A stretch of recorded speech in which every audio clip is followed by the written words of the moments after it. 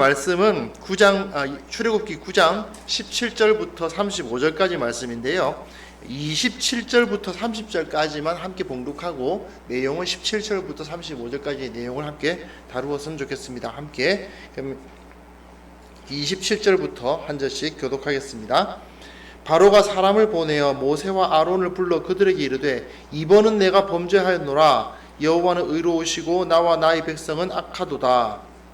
여호와께 구하여 우레소리와 우박을 그만 그치게 하라. 너희가 너희를 보내리.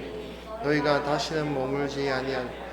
모세가 그에게 이르되 내가 성에서 나가서 곧 내 손을 여호와를 향하여 펴리니 그리하면 우레소리가 그치고 우박이 다시 있지 아니할지라. 세상이 여호와께 속한 줄을 왕이 알리이다. 그러나 왕과 왕의 신하들이 여호와 하나님을 아직도 두려워하지 아니할 줄을 내가 아나이다. 네, 오늘 읽은 본문만 보시면 바로가 크게 당해가지고 완전히 항복 선언을 한 것 같은데 항복해놓고 문제가 해결되니까 갑자기 얼굴을 싹 바꾸는 그런 모습을 볼 수 있습니다. 자, 우리는 지금 출애굽기에서 그 유명한 사건 10가지 재앙들을 읽어가고 있습니다. 10가지 재앙들은 대충 머릿속에서 이걸 어떻게 외우나 꼭 외우셔야 할 필요는 없지만 한번 외워보고 싶다 하면서 앞글자만 떼서 뭐 피계, 이파 이러면서 외우시는 분도 있고 하시는데 이 아래에서부터 올라온다고 생각하시면 기억하기 좋으십니다. 물에서부터 땅으로, 땅 위에 있는 사람들과 동물들과 사람들로, 그리고 이제 하늘로 올라갑니다. 바로 이제는 우박이 때릴 차례가 된 거죠. 하늘의 우박이 이제 임하게 됩니다. 그런데 이 우박의 재앙이 있기 전에 하나님께서 어떻게 말씀하셨는지를 한번 살펴봤으면 좋겠습니다. 우리 17절부터 보시면요. 17절부터 보시면 네가 여전히 내 백성 앞에서 교만하여 그들을 보내지 아니하느냐. 내 백성 앞에서 교만하여 그들을 보내지 아니하느냐. 내일 이맘때면 내가 무거운 우박을 내리리니 애굽 나라가 세워진 그날로부터 지금까지 그와 같은 일이 없었더라. 이제 사람을 보내어 네 가축과 내 들에 있는 것을 다 모으라. 자, 이 부분은 우리가 좀 주목할 필요가 있습니다. 네가 지금 교만하다.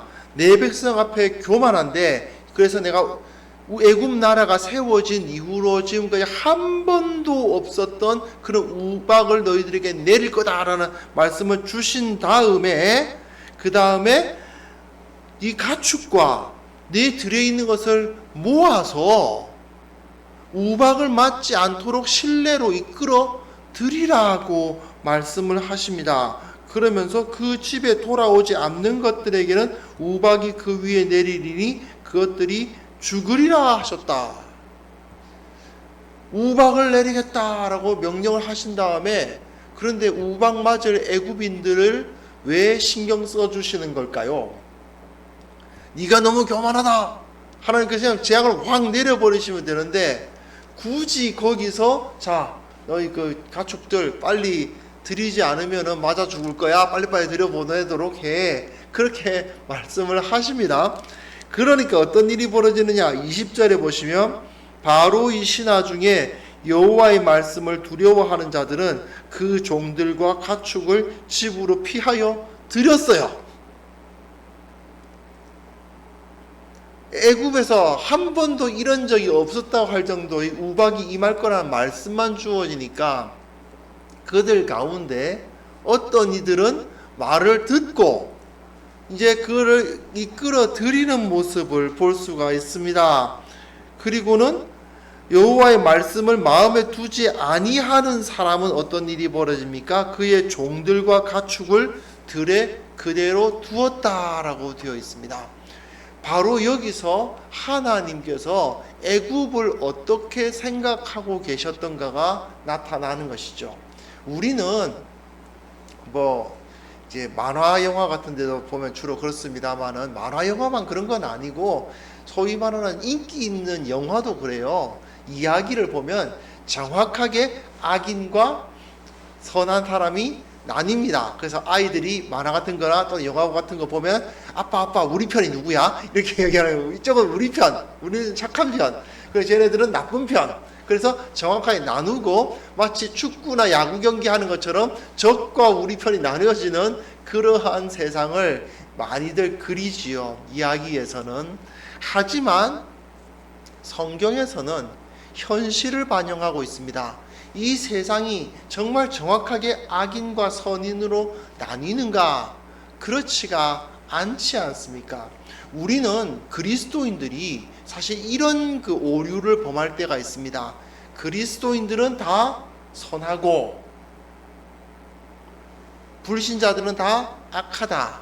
어떤 진영을 딱 짜가지고 우리는 그리스도인들의 진영이고 저쪽은 불신자의 진영이고, 그리스도인의 진영은 하나님께서 복을 주실 것이고 다 선하고, 불신자의 진영은 하나님께서 버리실 것이고 다 악하다. 이런 식으로 진영을 자르는 경향이 있습니다. 그러다 보니까 여러 가지 현상들이 나타나요. 가장 대표적인 현상이 뭐냐 하면, 선거할 때 장로 대통령 만들자 이래가지고 저분 교회 다닌다 그러면 그분 다 무조건 찍습니다. 뭐 그런 현상들, 요즘은 이제 조금 우리가 깨어서 그런 현상들이 안 나타나지만 사실은 이게 성경적인 태도가 아닙니다. 저 사람은 예수를 믿기 때문에 저 사람은 우리 편이다. 그러니까 이 사람은 대통령이 돼야 된다. 이렇게 생각하는 것은요, 죄송하지만은 교회의 생활을 깊이 안 해보신 분들입니다. 교회 내에서 생활을 해보면 예수 믿는다는 사람들 중에서도 희한한 사람들 많습니다. 그렇지 않습니까? 우리 함께하는 교회는 안 그런데요. 교회에서 함께하는 교회는 그런 분들이 한 분도 없는데, 근데 사회에서 어느 교회 집사님이란 분, 어느 교회 뭐 권사님이란 분, 어느 교회 장로님이란 분들을 만났었는데, 저분이 차라리 불신자들은 저런 짓 안 할 것 같은데 예수 믿는 사람들이 그런 짓 한다 하는 그런 그 경험을 해보신 분들이 있어요. 그리고 그것이 어떻게 저런 일이 있을 수 있나라고 생각하시지만, 그런 일은 비일비재하게 있을 뿐 아니라 성경에도 나타납니다. 성경 시대에도, 초대 교회에도 사실은 그런 일은 얼마든지 있었습니다. 왜 그렇습니까? 인간은 본질적으로 죄인이기 때문입니다. 목사가 어떻게 그럴 수가 있어? 장로가 어떻게 그럴 수가 있어? 그런 생각을 하고, 예수 믿는 사람들이 그럴 수가 있나? 그런 말을 하지만 사실은 현실적으로 이 세상은 모두 다 악하고 하나님 앞에 범죄했다는 것은 틀림없는 사실입니다. 그리고 또한 하나님께서는 우리를 사랑하십니다.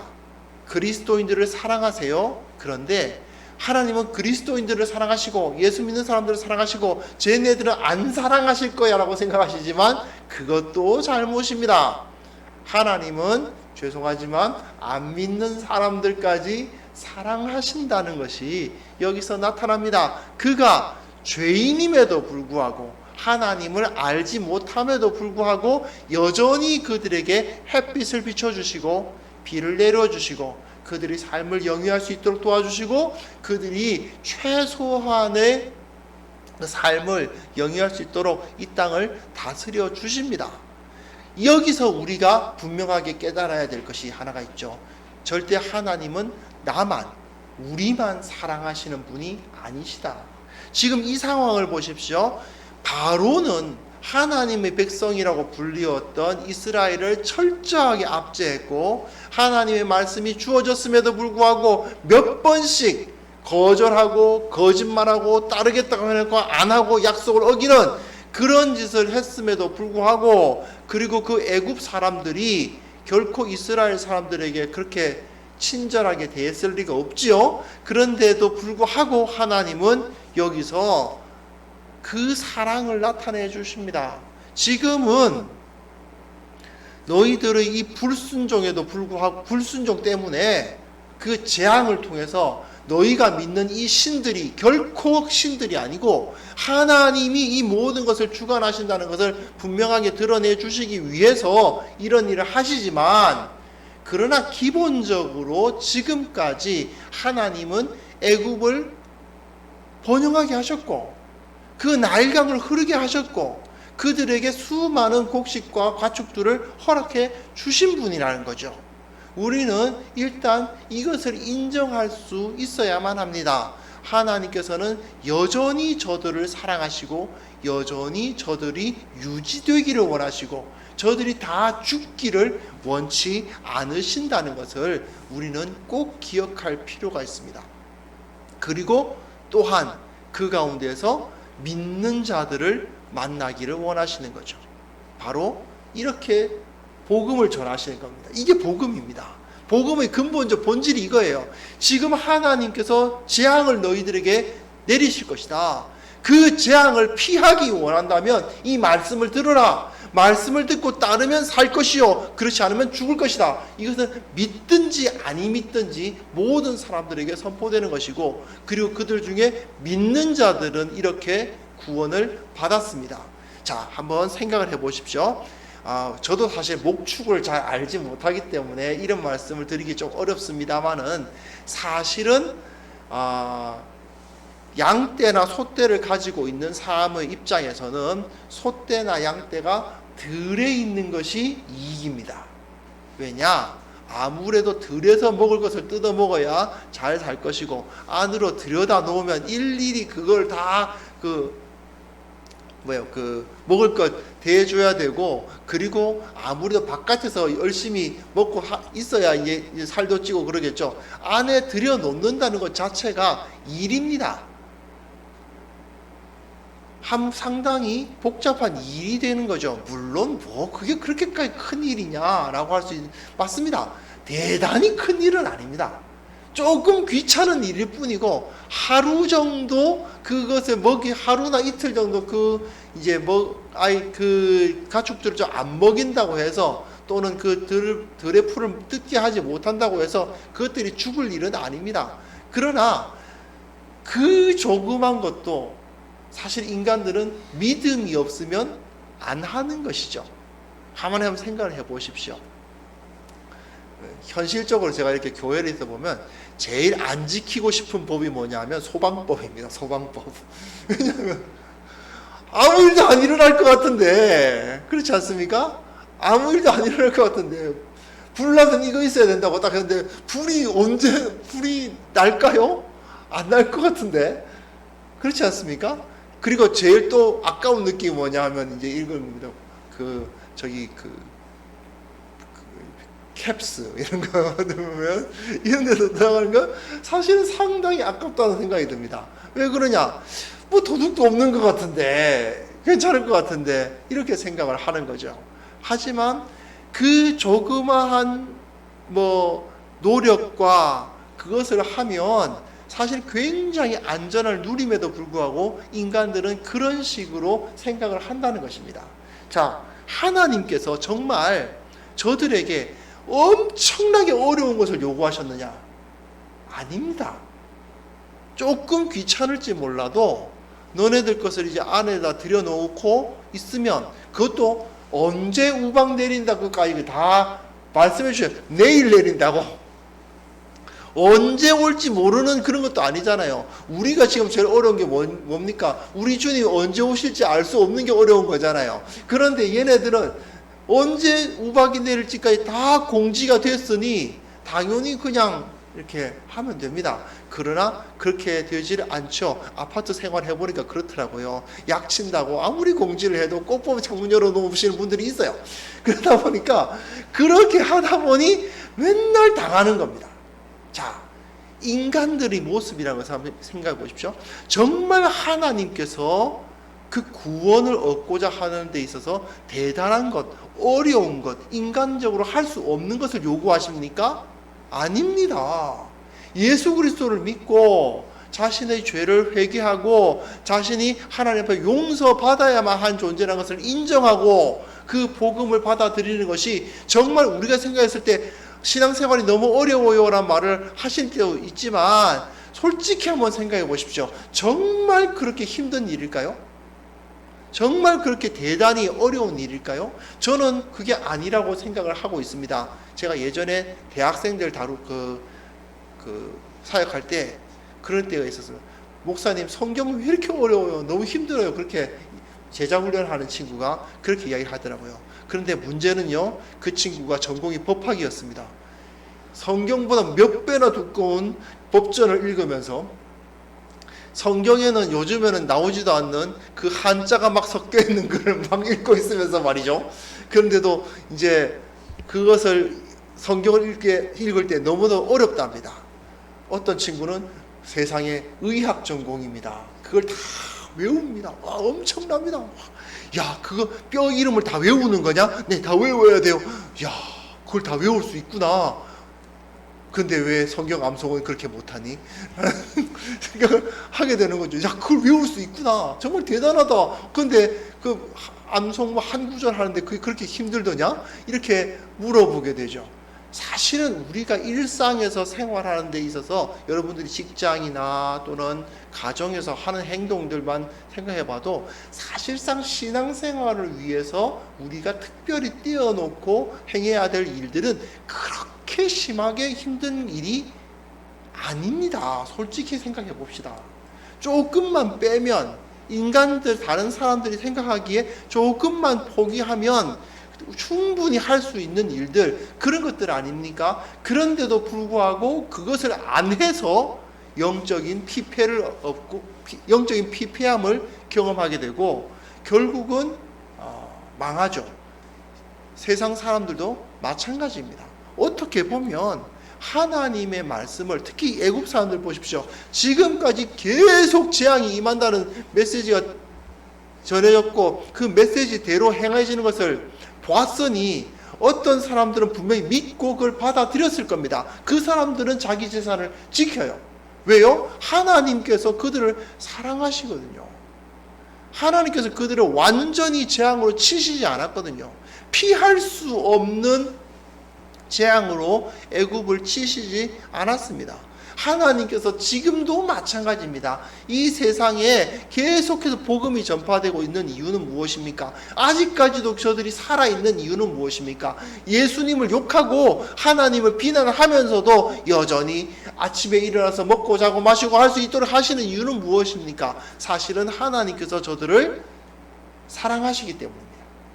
하나님께서는 저들을 아직도 사랑하시고 그리고 그리스도인인 우리들을 이렇게 도전하시는 겁니다. 내가 아직도 저들에게 희망을 갖고 있고 내가 아직도 저들에게 소망을 갖고 있고 저들을 사랑한다. 그러므로 너희들도 저들을 사랑하라고 말씀을 하시는 거죠. 오늘 이 말씀 보시면요, 우박이요 어마어마하게 내립니다. 여호와께서 이제 22절입니다. 여호와께서 모세에게 이르시되 너는 하늘을 향하여 손을 들어 애굽 전국의 우박이 사람과 짐승과 밭의 모든 채소에 내리게 됩니다. 그런데 여기서 누군가는 피해요, 그죠? 이제 첫 번째로는 그것을 피한 사람들이 피하는 거고 26절 한번 보십시오. 26절 보시면 이스라엘 자손들이 있는 그곳 고센 땅에는 우박이 없었더라. 하나님께서 분명히 그 우박으로 전 세계를, 전국을 다 치실 것 같지만 그 우박을 피할 수 있는 자들을 피할 수 있도록 미리 정보를 제공해 주시고 그리고 또한 택한 백성의 살아가는 곳에는 이 재앙을 주시지 않습니다. 그뿐만 아니고 그 다음 보시면 31절 한번 보시면 31절 보시면 그때에 보리는 이삭이 나왔고 삼은 꽃이 피었었으므로 삼과 보리가 상하였으나 그러나 밀과 쌀보리는 자라지 아니한 고로 상하지 아니하였더라. 예, 하나님께서 사람과 가축을 치시고 그 들에 있는 작물들을 다 치셨지만 그래도 남겨놓으시는 거예요. 다 하나님께서 전체를 다 없애버리시지 않습니다. 물론 다음 재앙, 메뚜기 재앙 때 이것들이 다 사라지는 일이 벌어질 겁니다. 왜냐? 계속해서 믿지 않으니까요. 항복하지 않았기 때문인데 계속 하나님께서 강력한 재앙을 주시면서도 그럼에도 불구하고 자 봤지? 빨리 항복해라. 빨리 나에게 돌아와라. 빨리 두 손 들고 그 구원의 은혜를 받아라 라고 말씀하시는 것을 볼 수 있습니다. 그리고 오늘 읽은 본문에도 보십시오. 항복을 했는데 모세가 항복을 했잖아요. 사람을 보내어 모세와 아론들을 불러 이번은 내가 범죄하였노라. 여호와는 의로우시고 나와 나의 백성은 악하도다. 이 우레소리와 우박을 그만 그치게 하라. 내가 너희를 보내리니 너희가 다시는 머물지 아니하리라. 거짓말이죠. 내가 너희를 보낼 것이다. 그건 거짓말인데 모세가 뭐라고 말합니까? 자, 그가 이르되 성에서 나가서 여호와를 향해서 펴리니 우레소리가 그치고 우박이 다시 있지 아니할 겁니다. 세상이 여호와께 속한 줄을 왕이 알리이다. 그러나 이 30절이죠. 왕과 왕의 신하들이 여호와 하나님을 아직도 두려워하지 아니할 줄을 내가 아나이다. 얘네들 이거 그치게 해주면 또 얼굴 바꿀 거야 하는 것을 알고 하는 겁니다. 지금 알고 있어요. 그런데도 그쳐줍니다. 왜 그렇게 하는 걸까요? 네, 계속 치면 이것이 유지되지 않잖아요. 중요한 것은 뭐냐? 이 온 땅을 하나님께서 다스리고 계신다는 사실을 그들에게 가르쳐 주었다면 이제는 된 겁니다. 더 이상 치면 이들이 더 이상 살아남을 수가 없을 정도가 되기 때문에 사실은 그 이전 재앙과 이후 재앙의 차이는 굉장히 크거든요. 우박부터 굉장히 엄청난 재앙이 나오는 건데 우박과 메뚜기 재앙은 그야말로 그 땅을 완전히 끝내버리는 재앙인데요. 이런 재앙을 하나님께서 계속 치시지 않는 이유는 그들이 말을 안 들을 것, 얼굴 바꿀 것을 알고 계셨음에도 불구하고 그렇게 하시는 이유는 여전히 그 땅을 유지하기 원하셨기 때문이고 여전히 그들이 그곳에서 삶을 살아가기를 원하셨기 때문입니다. 사실은 출애굽이 끝난 다음에 애굽은 어땠을까요? 어마어마한 타격을 입었죠. 하지만 그럼에도 불구하고 유지되었습니다. 유지 존속되었습니다. 하나님께서는 애굽을 완전히 치신 것 같지만 물론 큰 타격을 입히신 것은 사실입니다. 그러나 완전히 끝장내지는 않으셨어요. 여전히 하나님은 그곳을 사랑하시기 때문이고 그 영혼들이 죽기를 원치 않으시기 때문입니다. 이제 우리가 이 본문을 보면서 우리가 하나님의 마음이 무엇인지를 깨달아야 됩니다. 우리 예레미야 묵상할 때도 하나님의 마음이 무엇일까? 제가 그 그린 적 있었는데 이 철조망이 이렇게 돼가지고 막 사람 못 들어가도록 찌르는 가시 달아놓은 철조망인데 철조망이 하트 모양으로 이렇게 돼 있어요. 참 묘한데 하나님께서 재앙을 내리시는 것 같고 경고하시는 것 같고 너희들이 다 죽을 거라고 막 그냥 분노하시는 것 같지만 그 가운데 하나님께서는 그 땅을 향한 사랑을 품고 계십니다. 왜 그렇게 분노하실까요? 저들이 멸망의 길로 가고 있기 때문 아닙니까? 하나님께서는 끝까지 사랑하셨고 끝까지 저들을 배려하셨고 그 사랑을 바로 우리가 받은 것입니다. 생각해보면 우리가 불신자들보다 예수님을 믿지 않는 자들보다 대단히 나은 게 있습니까? 제가 조금 전에 말씀드렸다시피 교회 다니는 사람들도 뭐 그렇죠. 함께하는 교회만 예외입니다. 교회 다닌다는 사람들도 절대로 그렇지 않아요. 그들 가운데도 욕심들, 아주 말도 안 되는 그런 그 교만함과 범죄하는 그런 그 악한 마음들이 그 안에 그냥 가득 차 있습니다. 우리의 현실이 그런 거예요. 하지만 그럼에도 불구하고 우리는 예수 그리스도를 인정한다는 이유 하나만으로 예수님이 나를 위해 죽으셨다는 것을 인정한다는 이유만으로 그리고 그들 가운데 그 앞에서 나의 죄악과 나의 연약함을 고백하고 주님 앞에 도움을 구한다는 이유만으로 우리는 거룩한 자라, 그리고 영원한 생명을 얻을 자라 인정을 받고 있지 않습니까? 바로 그것을 우리의 이 모습을 통해서 깨달아야 됩니다. 하나님께서 무한하신 사랑으로 우리들에게 베풀어 주셨다. 그러니까 내가 구원을 받은 거지, 내가 뭐 대단하게 저 사람들보다 더 나은 것이 있어서 전혀 없습니다. 사실은요, 사실은 저는 소위 말하는 이단 신앙 갖고 계신 분들 중에서도 정말 탁월한 인격자들 봤고요. 뭐 불교도들 중에서도 정말 존경할 만한 인격자들이 있고요. 전혀 존경을 갖고 있지 않은 사람들도 주위 사람들에게 있어서 그 사람은 정말 인격자로서 존경받을 사람으로서 인정받는 사람들 주위에 많이 있습니다. 사실은 인간적으로 봤을 때는 그렇습니다. 우리는 더 낫고 저들은 못하다, 그것 자체가 교만입니다. 그렇지 않습니다. 그러나 하나님을 말씀을 듣고 그걸 믿어서 우박 온다더라 하고 이제 다 자기 그 양떼들을 실내로 이끌어 들이는 자, 인간적으로 그 이끌어 들인 사람과 안 이끌어 들인 사람들이 다른 바깥에서 나갔을 때 누가 더 착하고 누가 더 뭐 인격적이고 누가 더 존경받을 만하냐, 그거하고 상관없었던 거예요. 말을 들었냐 안 들었냐의 차이일 뿐이지 않습니까? 바로 우리가 그렇게 구원을 받았다 하는 것을 우리가 기억하고, 그렇다면 우리는 어떻게 해야 될까요? 우리의 마음을 조금은 바꿔야 되는 것입니다. 불신자들은 저 사람들은 우리하고 다른, 쟤네들은 우리하고 좀 종류가 달라, 쟤네들은 말이 안 통해, 쟤네들은 좀 더러운 녀석들, 우리는 거룩한 녀석들.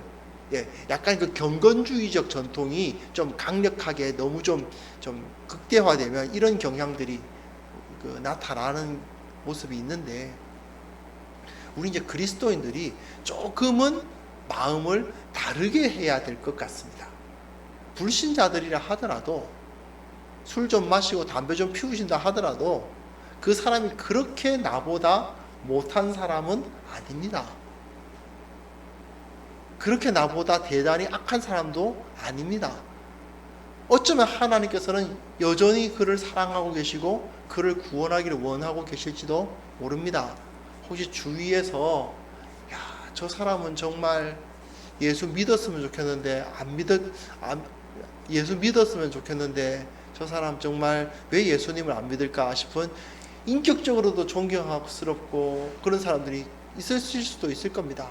그랬을 때 하나님께서는, 하나님 저 사람은 참 인격적으로도 존경할 만하고 선한데 예수님을 안 믿습니다, 왜 하나님 저러실까요? 하나님도 여전히 그를 사랑하고 계실 것입니다. 그렇다면 혹시 내가 그를 구원하기 위한 도구로 사용될 수 있을지도 모르지 않습니까? 물론 하나님께서 그 크신 뜻 안에서 어떻게든 그 영혼에게 뜻을 갖고 계시겠지만, 혹시 내가 그 도구가 될 수 있다면 감사한 일이죠. 그들에게 접근해서 그들에게 복음을 전하고 예수를 믿었을 때의 간증을 하고, 그렇게까지 아니더라도 그냥 내가 예수를 믿는 사람이라는 것으로서 인정하고 그 사람에게 가까워지고 손을 내밀 수 있는 그런 모습이 우리들 가운데 있기를 바랍니다. 그렇게 했을 때야 우리가 진정한 그리스도인들의 모습을 회복할 수가 있는 것이죠.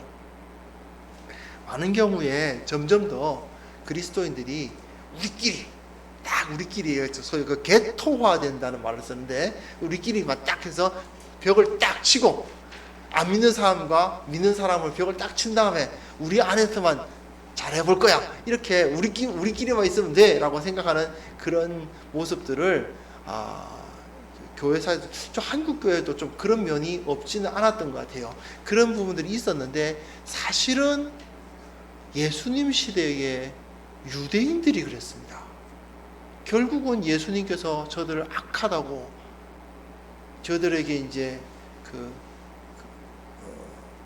그 성전에 가셔서 그 성전을 둘러엎으시는 이유가 무엇입니까? 사실은 그런 일이 벌어지기 딱 좋은 환경이 되어버리는 거예요. 그 자체가 오히려 불신자들에게 얼마든지 열려있는 그런 환경 내에서는 오히려 그들이 그렇게 부패하지 않는데, 우리끼리 이렇게 딱 짜면요, 그 안에서 심각한 부패가 일어나는 경우가 너무나도 많습니다. 그러므로 우리가 조금은 이제는 마음의 문을 열고, 먼저 우리 함께하는 교회 성도님들부터 불신자들에게 이제 나아가서 저들에게 예수 그리스도의 빛을 던질 수 있기를 바랍니다. 저들에게 편견을 갖지 말고, 안 믿는 사람들은 다 나쁜 사람이야, 그렇지 않습니다. 물론 믿는 사람들 중에서 나쁜 사람이 있고, 안 믿는 사람들 중에서 나쁜 사람이 있고, 대충 경험해보면 아무래도 좀 저쪽이 좀 비율이 높은, 좀 약간 인격적으로 문제가 있는 사람들이 비율이 높은 건 사실입니다만은, 그러나 그런 식으로 사람들을 비율로 나눌 수 없습니다. 그러니까 어떤 사람이든지 간에 그들에게 조금 더 마음을 열고 접근하고, 그들에게 우리가 알고 있는 예수 그리스도를 전할 수 있는 그러한 모습들을 우리가 가졌으면 좋겠습니다. 조금은 우리 교회도 이제 저희가 지금 장소 옮기고 이런 문제들이 있는데, 지금 신목사님하고 저하고 좀 기도하면서 이 교회가 조금 더 불신자들이라도 별로 어려움 없이 들어올 수 있는 장소, 이 목사도 기왕이면 좀 불신자들이라도 어렵지 않게 만날 수 있는 환경, 이런 것이 있으면 좋지 않을까, 그런 것을 놓고 기도를 하고 있습니다. 주님께서 가장 좋은 자리를 허락해 주시기를 위해서 기도해 주셨으면 좋겠고요. 무엇보다도 그렇잖아요. 왜 그리스도인들이 여기서부터는 제가 사실은 설교 준비 때 안 하고 하는 말인데요. 지금까지 제가 준비하고 한 말이고, 여기서부터 제가 지금 방금 생각나서 하는 말인데요. 왜 그리스도인들이 모스크 가기 되게 애매하지 않습니까? 이슬람교 모스크 딱 이게 표시해놓고 하면 그게 들어가기 애매하죠. 그래서 우리나라 사람들은 불교 절에는 그런 데로 잘 가지만, 그래도 불교 절에는 가도 거기서 이제 그 마룻바닥 위로까지 올라가긴 좀 애매하지 않습니까? 왜 그럴까? 왜 그 자리는 그렇게 만들어졌을까? 그런데 교회는 원래 그런 게 아니거든요. 교회는 원래 그런 장소로서 되어지지 않았는데, 사람들이 생각할 때는 아무래도 이제 뾰족탑이 있고 십자가 걸려 있고 하면 불신자들은 여기는 내가 와서는 안 될 자리구나, 이렇게 느끼는 경향이 있는데, 그러나 정말 하나님께서 그런 장소를 만들기를 원하셨을까? 꼭 그런 것만은 아닌 것이죠. 우리가 그리스도인들이 먼저 불신자들에게 나아가고, 불신자들에게 다가가고, 그들과 함께 있을 수 있는 그러한 넉넉함을 소유할 수 있었으면 좋겠고, 무엇보다도 하나님께서는 여전히 저들을 사랑하신다, 저들에게 햇빛을 비춰주시고 비를 내려주고 계시다 하는 것을 기억하며 저들을 향한 마음을 회복하는 우리 모두가 되었으면 좋겠습니다. 함께 기도하겠습니다. 하나님 아버지, 주님께서 저희들 사랑하여 주셔서 이 세상 가운데 빛이 되게 하여 주옵소서. 이 세상의 소금으로서의 역할을 감당할 수 있도록 도와주옵소서. 주님, 참으로 신앙을 함께 공유하지 못한 사람들을 대할 때에 부담감이 느껴질 때도 있고, 저들과 대화가 어렵다고 느껴질 때도 있고, 저들에게 복음을 전하는 것이 부담스러울 때도 있습니다. 그런 마음들 주님께서 우리에게 용기를 주셔서 우리의 마음의 벽을 허물게 도와주시고, 저들에게 예수 그리스도의 복음을 전하는 것을 두려워하지 않도록, 그리고 평안한 마음으로, 자유로운 마음으로 저들에게 예수 그리스도의 빛을 비출 수 있기를 주님께서 그 능력을 허락해 주시기를 원하옵고 바라옵나이다. 이 세상 가운데 예수를 믿는 자들이, 그리스도인들이 세상 가운데 정말 소망이 되고 빛이 되고 존경할 만한 자들이 되고 본이 되는 자들이 될 수 있도록 도와주시고, 먼저 우리 함께하는 교회에 속한 성도들이 각자의 자리에서 그런 일들을 잘 감당할 수 있도록 도와주옵소서. 예수 그리스도의 이름으로 기도합니다. 아멘.